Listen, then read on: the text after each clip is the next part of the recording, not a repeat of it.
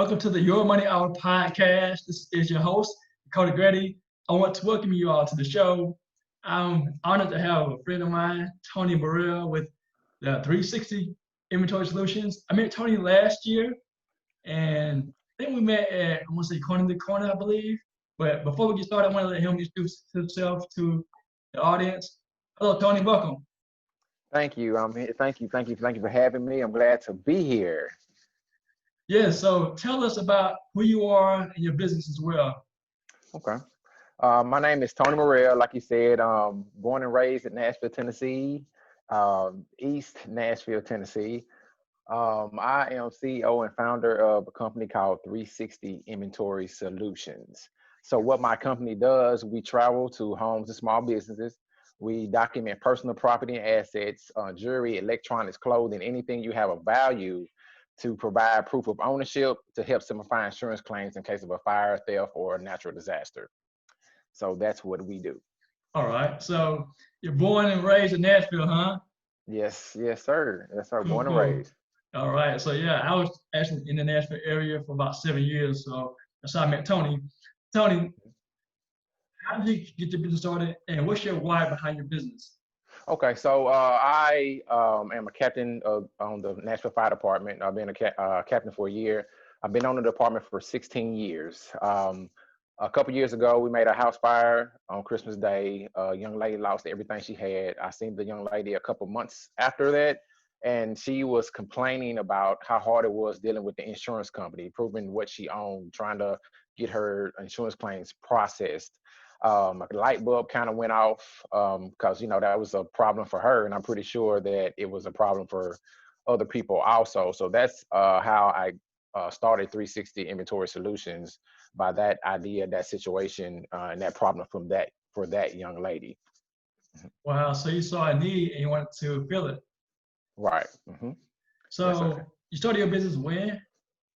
I started February 2019, All February right. last year. All right. Yeah. So since you started, what has been some of the challenges as a business owner for you? I think the biggest challenge for me was like a lot of entrepreneurs. I had a great idea that I knew that would kind of take off, but I was kind of hesitant because I really didn't know anything about business, about where to start, what to do, your ideal client, just marketing, how much it costs, profit loss, all that. I didn't have anything. So, and that's why I kind of joined Corner to Corner. It's how we met, and I just kind of gradually, just step by step, like kind of tackling different issues or whatnot, and you kind of like just grow into it, because sometimes, a lot of people always want to start a business, say, I want to do this, I want to do this. And sometimes entrepreneurship kind of has a way of finding us, and you just have to kind of take your time and learn your way. So, but that was my biggest challenge. It's nothing like in particular. It was like a little of everything. How do I put it all together? So. Understand. So I'm actually interviewing Shayna tomorrow for Corner to Corner, Shayna Berkeley. Yes. So I'll interview her tomorrow for the next podcast. Awesome. Yes. So was Corner to Corner beneficial for your business? Very, very beneficial. The one thing that I love, every week you have a guest speaker come in and talk about their business and whatnot, and it's just it's one thing to sit down in the classroom and somebody say, hey, do this, do this. It's another thing to actually have somebody who has been through it and willing to help and advice or whatnot. So it's very, very encouraging. And I love Shayna, I love Will, I love Tiffany, I love our Corner. I'm alumni at Corner 2018 fall, and I love Corner to Corner. Awesome. Yeah, I actually went to Corner last year, so I'm also an alumni. So yeah, I love Will, Tiffany, and Shannon. They're all good people. Yes, they are. So tell me, since you started your business, and how have you been able to put all those things together that you learned in Corner to Corner, and how has that your business to grow? I think with any business owner, I think one important thing is confidence. That willingness to learn, or the willingness for somebody to help you. So when you actually sit down and you, like me, I had like little small goals. So whenever I learned the corner to corner, as well, I'm part of the EC. So after I graduated corner to corner, I went to the EC. So whenever I talk to a mentor or get some pertinent information in anything, I kind of put it together, and I always have like small goals, like either for the day or for the week, and just make it realistic. It don't have to be something outrageous. It don't have to be something, do have your long-term goals, but when you conquer those small things, you're like, okay, I got that done. Okay, well, today I just want to make 3 cold calls, or I just want to meet 3 people, or pass out 3 business cards. And it might be small, but when get those goals, those smaller goals, you get that confidence. Okay, I've done that. I've done that. I have my first sale. I've done that. I built the website. Just those small things. And that's to me, that's what greatness is. It's just doing small things over and over and over and over again until you get good at it. A lot of people put goals as far as timelines, and which I do, but I don't make it hard on myself. I just the small wins. Just let me get a couple of small wins, and so that's how I've always done my business or goals or whatnot I need to get accomplished. So goal setting is very, very Yes. important. I mean, like for me, I set goals every single year because it's important for me to have a focus. If I don't, it's like why am I living? Because if I don't have Right. an Right. aim, passion, desires, like why am I doing this? Yes, sir. Yes, sir. Small wins encourage you to keep moving toward the big wins, right? Right. Yes, sir. Yes, sir. So have you always been a goal setter or not? Yes, I always been a goal setter, even like through school, just with my job or whatnot, trying to move up in the ranks. So I've always set goals, had my sight on something that just kind of keeps me going through life. So you mentioned the EC, the Yes. Entrepreneur Center. Hmm. Tell us a little about that since you joined. I know we talked about it. And I think you encouraged me to join it, but tell people what it Yes. is and how they can maybe get a part of it. Well, the EC is open for any business in Nashville. It's called the Entrepreneur Center. They have different programs where you can come in, where you can use like a co-working space. You can use the internet. They also have like a mentorship program. So whatever issues you having like with web development, marketing, um, profit loss statements, lawyers, anything you can think of that you need for your business, they have like over 300 mentors where you can book appointments, and there's no limit on how many appointments or how many mentors you can see, for a small monthly fee. And it's been great for me as far as the mentorship to help me when I don't know I need information, I don't know something on a certain topic. I can call them and say, hey, I need help with this, and they can find somebody for you. So that is very, very beneficial for any entrepreneur, because it's people down there that has been there, done that over and over and over. So, and they are very, very willing to help any entrepreneur. So I'm really close with like Brian Plummer and Zap. They work there at the EC, and that whole staff is just incredible. Awesome. Yeah, I think I went there for Bill McCluskey's class last Yes. year when he had his. Yeah, so you told me about Yeah. that too. And Bill is great. Hey, Yes. he's a great entrepreneur. He's doing big things with his company, My Tech. Yes. Yes. My tech partners. So let's talk Hmm. about your business. Tell us Yes. about your business and what happens. You mentioned basically doing inventory. Walk us through that process. If someone were to hire you, what's that process? Okay, so our number one goal at 360 Inventory Solutions is to bring awareness of what can and will happen to your personal items if the unthinkable happens. So, we had flooding. You had the flood of 2010. We had the tornado this year in March. So you just never know what can happen, and you need to be prepared, and we can help with that, because you don't want to wait till all your things are gone and it's too late. So we just want to bring awareness of what can. So if you hire us, what we do, we come in, we take pictures. Well, we have 3 different packages. We take pictures and videos depending on what package that you get. We take pictures of everything that you have or own that is valuable to you.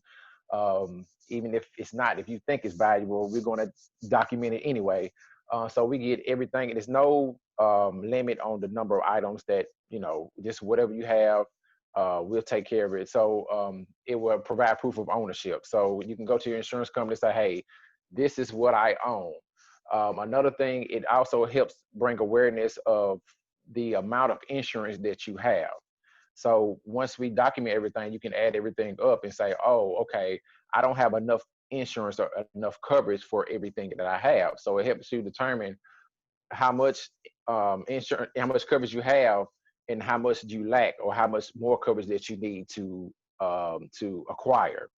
Also, so those are the two things that my business does. We also do a third thing. Also, we try to help the process of insurance claims, the emotional aspect of your insurance claim. Because if your house gets leveled on a hurricane or a flood or theft or fire, you know, your mind is going to be everywhere. I mean, because it's like I said, in the fire department, it's a really, really sad situation. So it's one thing to um, have a disaster happen to your property, but it's another thing to not be prepared for what's going to take place after that disaster. So we try to do bring awareness, also help with the insurance coverage and the emotional aspect of losing anything that you might work so hard for over the years. All right. So basically, say you guys document what people own, help people emotionally with the process, because it's basically debilitating, having everything destroyed. So, and then you also bring awareness. So, right. How does it work with virtual or things that are electronic, like documents? How does that work? How do you document those things? What we can do is, if you have anything electronic or whatever, we can download the software and that can be added to your inventory. Right now we're kind of trying to work with a plan that you can actually like just take pictures of whatever you have yourself and send it to us, because right now, of course, like with Corona or whatnot, our business kind of went down because we actually go to people's houses or whatnot. But so when we pick back up, it will go back to normal. But right now we are doing everything virtual, so it's just a simple, you really have to take pictures yourself and videos. You can send it and we can upload everything in our software and print everything out on our inventory. So it doesn't matter what people are, as long as they can upload the documents to you, right? Right. So do you all have a cloud-based storage? How do you store documents? Yes, we do. Well, right now, we download it. We have it on thumb drive right now. So right now, our company is developing a cloud or app to where everything is in the cloud. So you would be able to just go to the app, put in your username, and you will have a password, and you can just bring your inventory right there on your phone or your computer, and everything is based in the cloud. So you won't have to worry about losing it or whatnot. All right, great. Yeah. So I think when we talked last year, we met at a dinner, I believe, in Hermitage, Tennessee. Yeah. And we met with, I forget the guy's name, but him and his brother, they do real estate. They actually came to corner to corner talk about the Baker brothers. Yes, thank you. So we met with one of the Baker brothers and we connected. Since then, it's been, we've been knowing each other. So how has networking helped for you and your business? Networking, word of mouth is a powerful thing. To me, it's still the best marketing tool. It's just how it is. Because usually word of mouth gets you that instant credibility, because if somebody's willing to talk about it, nobody's going to talk about something that's bad or negative. You know, at least I'm not. So word of mouth is just that credibility that, hey, this is a good guy. So that's the best thing about it. So networking is always good. I do have strategic partnerships that I try to work with, strategic partners like estate lawyers, real estate agents are really, really good, apartment complexes, Airbnb managers, things of that nature, because they already have a list of clients, and I can help their business grow also with the home inventory. So networking is a very powerful tool, and so that's why I'm always, talking about the business everywhere I go. Awesome. So do you partner with other people to do a workshop? How do you partner with people to help them grow their business? I mean, other than your partnerships. I'm sorry, say that one more time. I'm sorry. So do you partner with other people to put on like a workshop to let people know about this type of service, or how do you get yourself out there in the community? Oh yeah. Well, yes, I do kind of do workshops. Like there was a real estate like a event or whatnot in Franklin, so I got to talk to in front of real estate agents, and it's just not pitching it is pitching my business, but it's just not pitching my business. Like, how can I make your experience with your clients better? How can I help you get more home buyers or whatnot. Just the strength of the relationship, and that's what networking is about. So it's not really say, hey, I got this business, I need your people to buy mine. It's okay, what can I do to help you get more clients also? And as far as a couple clients of mine, I have some realtors, people ask me, because I go to people's houses and I actually get to talk while I'm doing home inventory. So you have people that need insurance, you have people that need lawyers. So I would like to have a group of people that I can refer to also. So it's just about helping everybody, just not me, or my business. So I try to help as many people as possible. That's what it's about. I mean, like you mentioned, people who need services. If you have a network of people who provide services such as insurance, Right. or you offer your service to that person, they may need a lawyer. You got somebody in your network who can help that person. So it is about helping each other so we can all be a service. Yes, sir. So you mentioned that you're a firefighter. How has being a firefighter allowed you to, one, have that need? Because if you weren't a firefighter, you wouldn't have known about this need, right? Right. Exactly. So how has it helped your business in terms of being a firefighter? One. And second question is, how did you become a firefighter? Okay. So the answer to the first question, I think me, of course, like I said, if I wasn't a firefighter, I wouldn't have gotten this business. But it's just for me, running this business is not just about money. It's not about, okay, I have this product, you pay me, I come to your service. Like, it's more like I'm invested because I see what happens. I mean, I actually see people houses burned down. I see the emotional aspect. I see people coming out crying because they lost everything. So it's an emotional aspect that's connected to this business also, and that's what I'm investing in. So when I'm talking about the business, I truly really want to help you, because if something happens to your house, I already know how that feeling is. So it really helps the business aspect. Just the me being emotional attached to this business as well as my clients. um how did I get into it? Well, I never really wanted to grow up being a firefighter. I never even thought I was going to be a firefighter. It was, man, I was just like everybody else. Like, I was young, made some mistakes. I was kind of working two jobs, trying to make ends meet. I got an opportunity to become a firefighter, and I seen how much they made, and I was like, sign me up. So it really wasn't that I really wanted to be a firefighter. It was just I was in a bad predicament. But once I signed on and I became a firefighter, I really fell in love with it. I really truly love what I do. So it gives you flexibility to do your business, right? Yes. And I mean, I tell people, my business can grow and I become a multi-millionaire, and I still would work for the fire department. And I think we talked about that. Yeah. We talked Hmm. about that. So Yeah. how has that having a job helped you in in the job? And then, because some people may say, all right, I'm gonna get the business started, I'm gonna quit my job. But for you, it's Hmm. different. Talk Right. about that. It's different because, like I talked about, like that job gave me the opportunity to become a business owner for the type of business that I do, and it's almost to the point that I don't really want to lose that passion for the business. And I think me being a firefighter and continue to see what my services can do and provide for people is like it's like motivation to keep going in the business.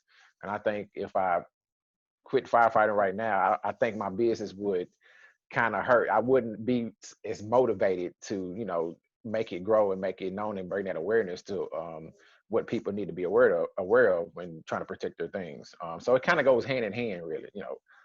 So that business motivate firefighting motivate the business. So it's like together. Wow. I mean, I can imagine just being a firefighter. So Right. what is one of the most challenging things of being a firefighter? Because I think we talked about one time. I mean, I don't want to be morbid, but you see death, right? Right. Hmm. How do you handle that on a day-to-day basis? It may not be every day, but how do you handle that on, I guess, a regular basis? Right.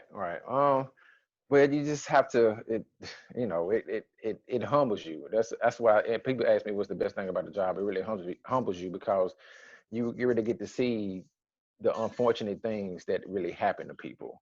You know, um, you know, we're human. We try not to complain, but we do. Everybody does from time to time. But it really kind of keeps me grounded as a person also.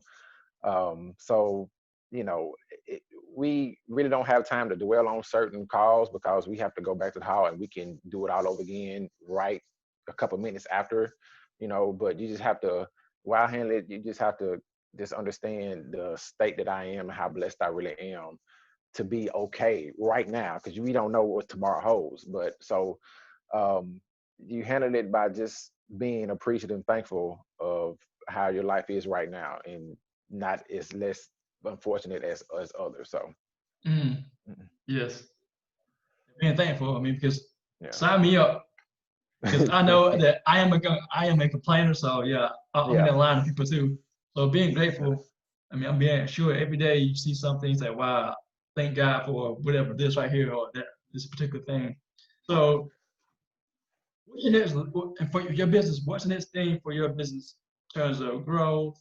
Like, are you going to offer new products? I know you mentioned Yeah, having a service that is an app. Like, what's your next move for your business? yeah. My next right now, so I'm coming out with a new book. Um, I'm writing about 360 inventory solutions, about certain things like how to pick the right real estate agent, how to pick the right insurance, how to determine your net worth, just things about the awareness of what can and will happen to your things or whatnot, how the whole process goes with the insurance claim. So I am doing that, which hopefully that'll come out in a couple of weeks. Also, do have some new products that we're working on that probably going to launch. Corona's kind of, you know, put us in a bind a little bit, just like other businesses, but we're going to get through that. So we're going to also kind of start on real estate photography. So we're actually taking pictures of people's assets and things inside the home.